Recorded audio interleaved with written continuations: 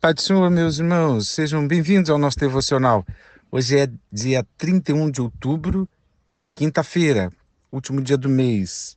Graças a Deus, chegamos até aqui. Estamos lendo Lucas 19:40. Jesus, entretanto, lhes afirmou: Eu vos asseguro, se eles se calarem, as próprias pedras clamarão.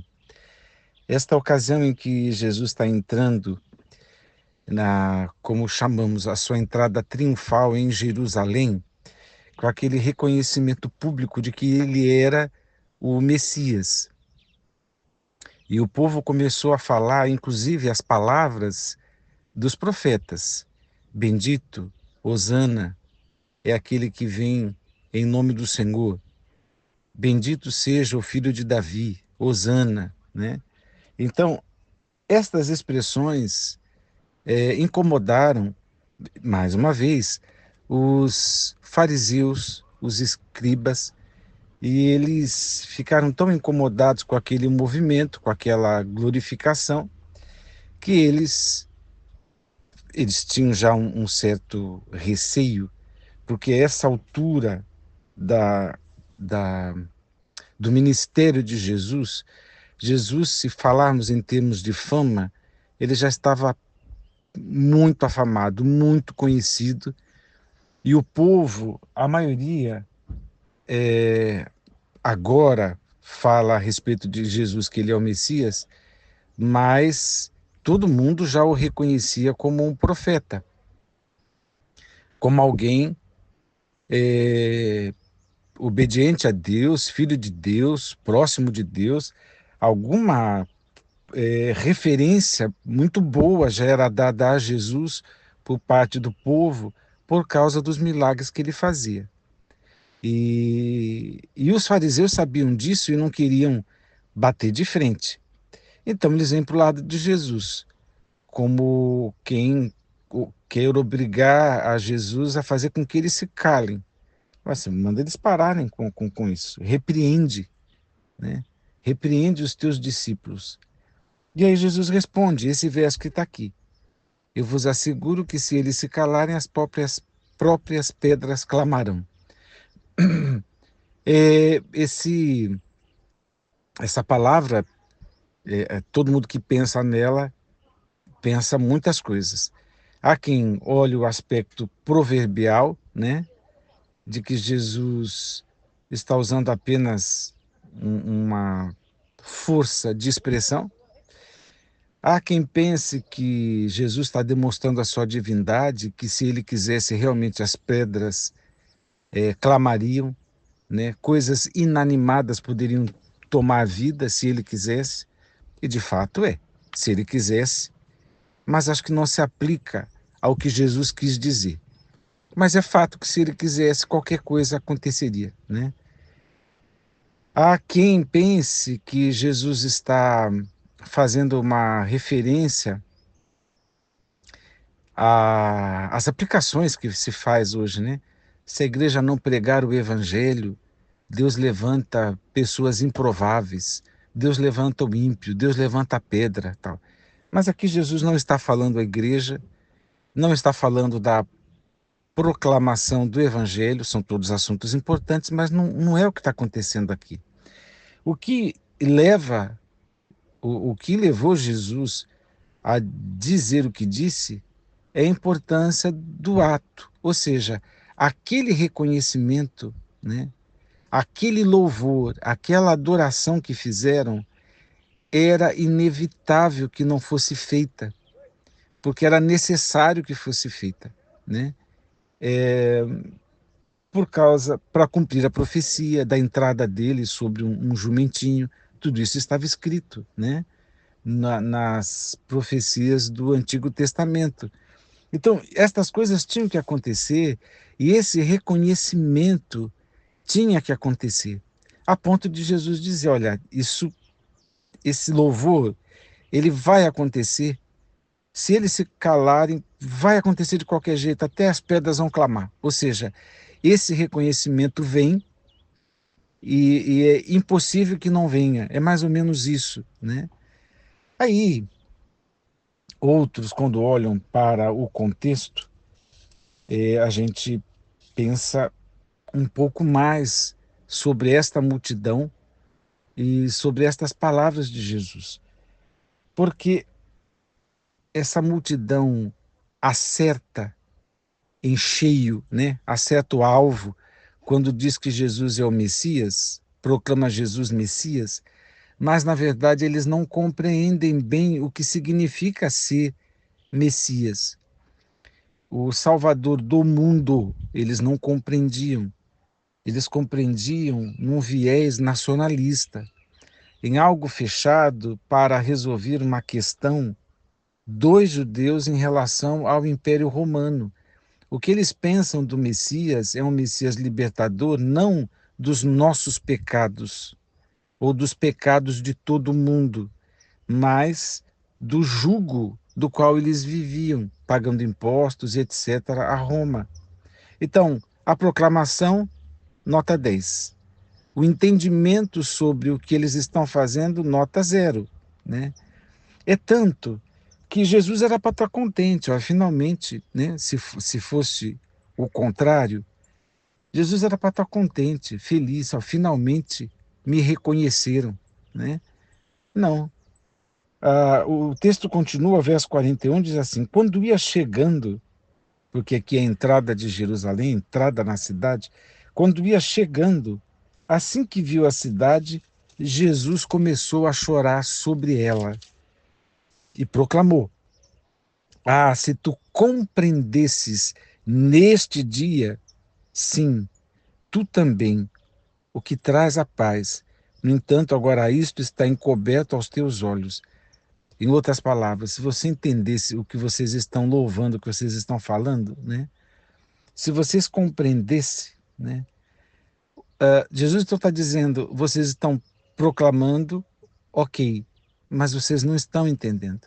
E Jesus chora, chora porque a visão dessas pessoas está encoberta, né? E aí Jesus traz palavras proféticas, quando ele diz: virão dias em que teus inimigos te cercarão de trincheiras e por todos os lados te ameaçarão, apertando grande cerco contra ti. Também lançarão por terra tu e os teus filhos que estão dentro de ti, não deixarão em ti pedra sobre pedra, porque não reconheceste a maravilhosa oportunidade que tiveste com a visitação de Deus. Então, Jesus está falando do que aconteceu no ano 70, aquela invasão romana que destruiu o templo, matou muitos judeus, expulsou muitos judeus e depois disso ficaram quase 2000 anos fora, né, de Israel.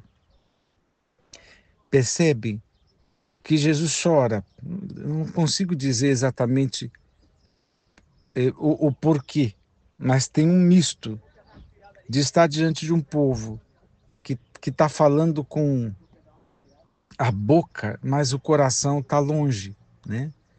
Como era a marca, por exemplo, dos fariseus, que Jesus já tinha denunciado. Mas o povo também não compreende muito bem. E Jesus sabe do castigo que virá. Então Jesus tem comoção, Jesus chora. Vê como esse povo está tão fora de uma consciência, né? Do que a gente chamaria hoje de uma conversão, que mais tarde, né? Não sei se mais tarde no mesmo dia, ou se mais tarde no outro dia, mas mais tarde entrou no templo e começou a expulsar os que ali estavam negociando. Lembra que ele fez um chicote, teceu um chicote, soltou os animais, virou as mesas. É esse momento aqui. E ele diz: a minha casa será casa de oração, mas vocês transformaram num covil de estelionatários, né? Um covil de ladrões. Percebem que é um povo que está falando o correto a respeito de Jesus, mas não tem entendimento de Jesus, transforma o lugar que deveria ser um lugar de oração, de adoração, em algo completamente errado, né? Então Jesus chora. Chora, Jesus não se ilude, né? Jesus não está iludido aqui, ele sabe o que está acontecendo com esta nação. E é essa a lamentação de Jesus. Ah, se tu compreendesses neste dia, sim, tu também, o que traz a paz. Então, Jesus está lamentando, Jesus está chorando. Deus nos abençoe a pensar na nossa condição. A rejeição dessa nação, esses olhos encobertos desta nação, o Evangelho, a partir disso, não só por causa disso, porque eu estou falando de um plano eterno, de um plano anterior, mas enfim, quando eles rejeitam o Messias, as nações são abençoadas e se cumpre uma série de coisas das Escrituras. Todas as famílias da terra seriam abençoadas pelo descendente de Abraão. E aí nós temos uma relação com Jesus, da qual a gente compreende que ele é o Filho de Deus, né? Que ele é o enviado, que ele é o Messias, e que, enfim, temos essa compreensão. E aclamamos, e louvamos e adoramos a Jesus na vida nesta compreensão. E tentamos transformar os espaços de culto em espaços de oração, espaços de adoração a Deus. Ok. O que eu quero chamar a atenção? Que a gente não perca isso de vista.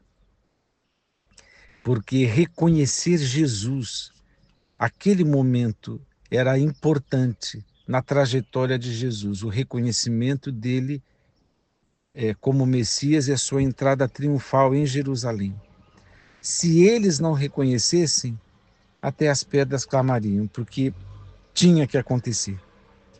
E nós reconhecemos, nós oramos e adoramos de forma correta, digamos assim, mas o que não pode acontecer conosco é perder o sentido, né? O entendimento destas coisas e cometermos o mesmo erro, né?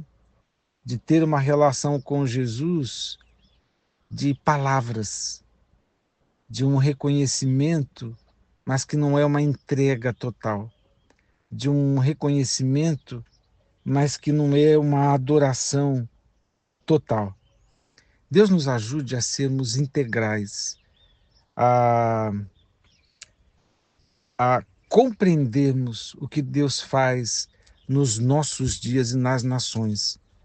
Deus nos ajude a pensar em Jesus, quem ele era, como ele foi rejeitado, mas o quanto ele nos acolheu depois disso, né?